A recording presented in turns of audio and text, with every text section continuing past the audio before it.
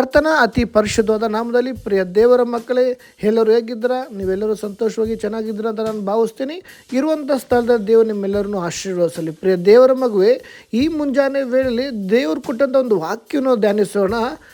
1 Timothy ಬರೆದಂಥ ಪತ್ರಕ್ಕೆ 6ನೇ ಅಧ್ಯಾಯ 15ನೇ ವಾಕ್ಯ ನಾವು ಧ್ಯಾನಿಸೋಣ. ಭಾಗ್ಯವಂತನಾದ ಏಕಾಧಿಪತಿಯು ತನ್ನ ಕ್ಲುಪ್ತ ಸಮಯದಲ್ಲೇ ಆತನನ್ನು ಪ್ರತ್ಯಕ್ಷಪಡಿಸುವನು.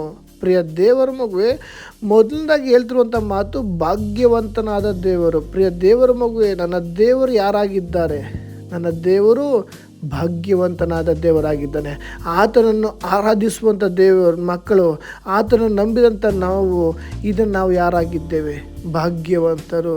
ಪ್ರಿಯ ದೇವರ ಮಗುವೆ, ಅನೇಕರು ಕೆಲವು ಬಾರಿ ದೇವರ ಸಮ್ಮುಖದಲ್ಲಿ ನಾನು ಭಾಗ್ಯವಂತನಲ್ಲ, ನಾನು ದರಿದ್ರಳು, ನನಗೆ ಈ ರೀತಿ ಕಷ್ಟ, ನನಗೆ ಈ ರೀತಿ ಬಾಧೆ. ಪ್ರಿಯ ದೇವರ ಮಗುವೆ, ನೀನು ಈ ವೇಳೆಯಲ್ಲಿ ನೀನು ಭಾಗ್ಯವಂತಳು. ಯಾಕಂದರೆ ನೀನು ಆರಾಧಿಸುವಂಥ ದೇವರು ಏಕಾಧಿಪತಿ, ಅಮರತ್ವ ಉಳ್ಳವನು ದೇವರಾಗಿದ್ದಾನೆ. ಅದಕ್ಕೆ ದೇವರು ಭಾಗ್ಯವಂತನಾದ ಏಕಾಧಿಪತಿ ಅಂದರೆ ಏನು ಹೇಳಿ? ಸರ್ವವನ್ನು ಉಂಟು ಮಾಡಿದ ಒಬ್ಬನೇ ದೇವರು. ಭಾಗ್ಯವಂತ ಅಂದರೆ ಪ್ರಿಯ ದೇವರ ಮಗುವೆ, ಆತನಲ್ಲಿ ಆಶೀರ್ವಾದ ಕೊಡುವಂಥ ದೇವರಾಗಿದ್ದಾನೆ. ಯಾಕಂದರೆ ನನ್ನ ದೇವರು ಭಾಗ್ಯವಂತನ ದೇವರಾಗಿದ್ದಾನೆ. ಇವತ್ತು ನಿನಗೆ ಆಶೀರ್ವಾದ ಇಲ್ಲ, ನಿನ್ನ ಪರಿಸ್ಥಿತಿಗಳು ತುಂಬ ಇಕ್ಕಟ್ಟಾಗಿದೆ ಅಂತ ಅನೇಕ ಬಾರಿ ನೀನು ಚಿಂತೆಯಲ್ಲಿರ್ಬೋದು. ಆದರೆ ನನ್ನ ದೇವರು ಭಾಗ್ಯವಂತನಾದ ದೇವರು.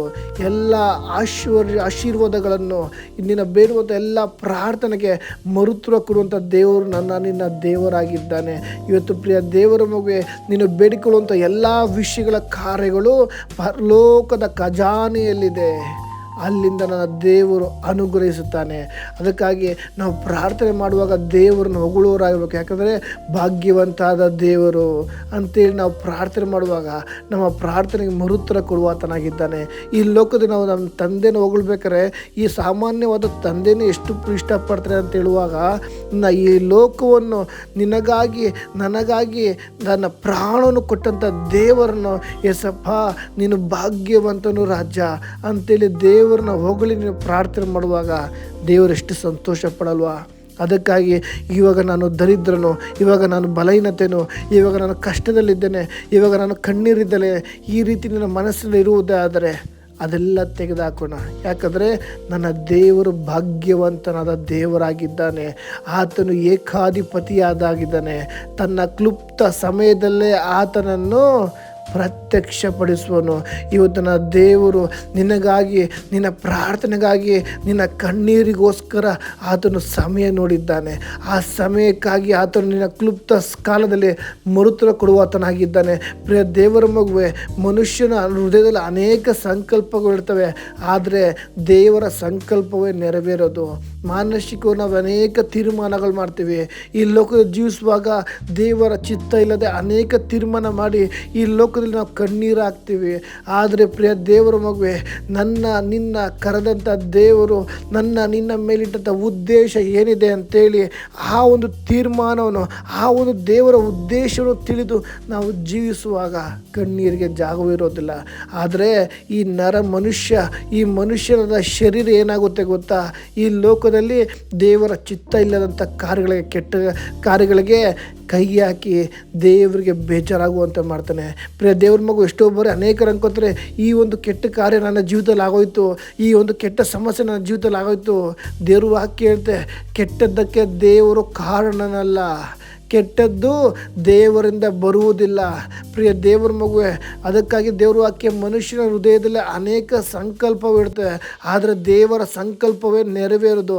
ಆ ದೇವರ ಸಂಕಲ್ಪ ನಮ್ಮಲ್ಲಿ ನೆರವೇರಬೇಕು ಅಂದರೆ ನನ್ನ ದೇವರು ಯಾರಾಗಿದ್ದಾನೆ? ನನ್ನ ದೇವರು ಭಾಗ್ಯವಂತನ ದೇವರಾಗಿದ್ದಾನೆ. ಆತನು ಏಕಾಧಿಪತಿಯಾಗಿದ್ದಾನೆ.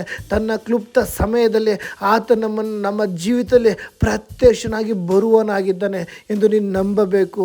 ನಿನ್ನನ್ನು ನೀನು ಅಸಡ್ಡೆ ಮಾಡ್ಕೊಬೇಡ. ಪ್ರಿಯ ದೇವ್ರ ಮಗುವೆ, ಈ ದಿನದಲ್ಲಿ ನಾನು ಸರಿ ಇಲ್ಲ, ನಾನು ಭಾಗ್ಯ ಇಲ್ಲ, ನನಗೆ ಕಷ್ಟ, ನನ್ನ ಬಲಹೀನತೆ, ಈ ರೀತಿ ಹೇಳಿ ಕೂತಿರೋ ಶತ್ರುನ ನಾವು ಅವಕಾಶ ಕೊಟ್ಟಂಗೆ. ಯಾಕಂದರೆ ನೀನು ಭಾಗ್ಯವಂತಳು. ನಿನ್ನನ್ನು ಕರೆದಾತನ ದೇವರು, ಸರ್ವಶಕ್ತ ದೇವರು, ಆ ಒಂದು ನಂಬಿಕೆ ನಿನ್ನಲ್ಲಿರುವಾಗ ನಿನ್ನಲ್ಲಿ ಒಂದು ಮನಸ್ಸಿನಲ್ಲಿ ಕಳವಳಕ್ಕೆ ಜಾಗವಿಲ್ಲ, ಬೇಜಾರಿಗೆ ಜಾಗವಿಲ್ಲ. ಯಾಕಂದರೆ ಕರೆದಾತನು ನಂಬಿಗಸ್ತ ದೇವರಾಗಿದ್ದಾನೆ. ದೇವರು ನಮ್ಮ ವಿಷಯದಲ್ಲಿ ಒಂದು ತೀರ್ಮಾನ ಮಾಡಿರುವಾಗ ಆ ಒಂದು ಕಾರ್ಯದಲ್ಲಿ ನನ್ನ ದೇವರು ಮರುತ್ರ ಕೊಟ್ಟೇ ಕೊಡ್ತಾನೆ, ನನ್ನ ದೇವರು ನಡೆಸ್ತಾನೆ. ಆ ಒಂದು ನಂಬಿಕೆ ನಮಗಿರಬೇಕು ಪ್ರಿಯ ದೇವ್ರ ಮಕ್ಕಳೇ. ಯಾಕಂದರೆ ನಾವು ಪ್ರಾರ್ಥನೆ ಮಾಡುವಾಗ ನನ್ನ ದೇವರು ಯಾರಾಗಿದ್ದಾನೆ? ಭಾಗ್ಯವಂತನಾದ ದೇವರು.